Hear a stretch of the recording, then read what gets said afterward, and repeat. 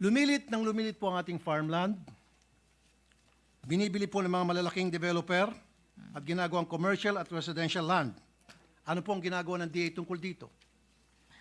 Alam nyo, that's our business. I ganun want po to ba? tell you that we don't buy agricultural land in the provinces. Nobody will buy houses in agricultural land. We only buy in cities and capital towns ganun po ba? because the buyer of houses, they want also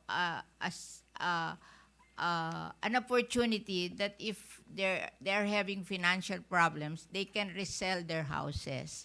And you know, it's very hard to resell houses not in cities or capital towns. I'm from Isabela po. We limit ourselves in cities and capital towns. I'm from Isabela po. At marami po akong may bibigay sa inyong ebidensya, proof, na mga farmland na convert po sa subdivision. But in Kaya nga po yan ang dahilan cities- kung bakit ko po gustong may pasa na po yung National Land Hindi, Use Act. that's in cities and capital towns, but I don't think in the Well, in Isabela, in Kawayan, Isabela there po. will be like that. In Kawayan, Isabela po, Kawayan City, Isabela, may mga farmland po doon na na-convert na po. Kawayan is a city. Regardless, ang pinag-usapan My po God, natin, yung mga if, farmland po na na-convert na po sa isang subdivision o commercial. But they allow that in cities and capital allow that. towns. Kaya nga po, They allow conversion alam ko nga in po. cities and capital towns because if they buy your land, they buy it expensive and you can reinvest the money and you will make more money than planting on those lands. Okay. I remember we have, when I was young, we have a big chicken farm in Muntinlupa. But Muntinlupa became a 60. So we finally developed our chicken farm because it is 8 hectares. We will make more money than in farming. So it's an investment decision for these people. If somebody will buy your land at a bigger amount, maybe you can sell it and buy another land that is cheaper somewhere else and build your farm there. Hindi po ganun nangyari, I think ma'am. it's the thinking of you have to understand agriculture as a business also. I'm That not a if businessman, you have but I can understand agriculture opportunity po, ma'am. to sell your land at a higher price and be able to buy a bigger piece of land with that same money in less prime places, then you will do it. Kaya nga po, It's ito pong tanong ko po sa ating mga taga-DA.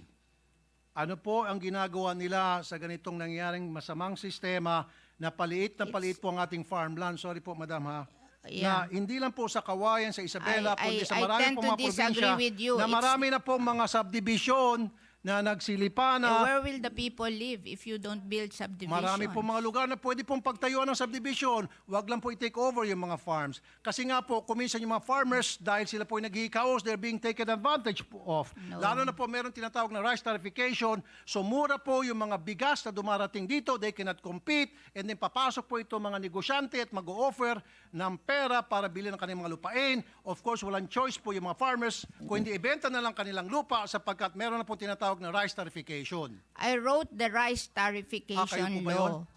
You know, we wrote that rice tarification law because in 2018, the price of rice rose to almost 50 to 60 pesos per kilo.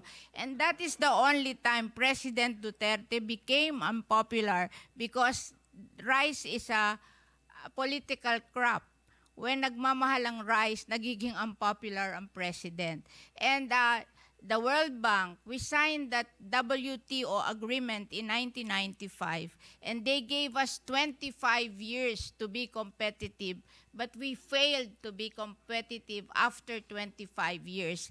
And if we don't open or liberalize the importation of rice, they will bring down our credit rating. And we have plenty of loans abroad, and we have to pay higher interest for those loans, so it will be a loss to the Philippine government.